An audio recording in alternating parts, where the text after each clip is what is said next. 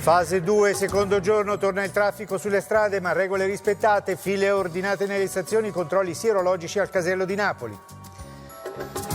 Conte, italiani responsabili, ma la strada è ancora lunga, sia al dialogo con le regioni e con le parti sociali, confronto sul decreto economico. Dubbi della Corte tedesca sull'acquisto dei titoli, rispetta i trattati ma viola il mandato della BCE che deve chiarire entro 3 mesi. Scontro USA-Cina sull'origine del virus e le responsabilità di Wuhan. In Russia sale il contagio, Regno Unito più vittime che in Italia.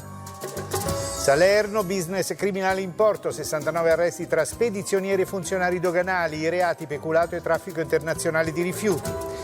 Calcio, la Serie A prova a ripartire, allenamenti individuali per molte squadre, entro fine settimana il protocollo sanitario. Il ministro Spadafora dice la ripresa del campionato solo in sicurezza. Buongiorno al TG1, è il secondo giorno della fase 2, un'Italia diversa, quella che si riaffaccia sulle strade, mascherine, guanti, distanze di sicurezza. Ieri tutto si è svolto in modo regolare e anche oggi non si stanno registrando disagi. Le città si rianimano, ma restano i problemi legati ad una crisi economica senza precedenti. Alessio Zocchini.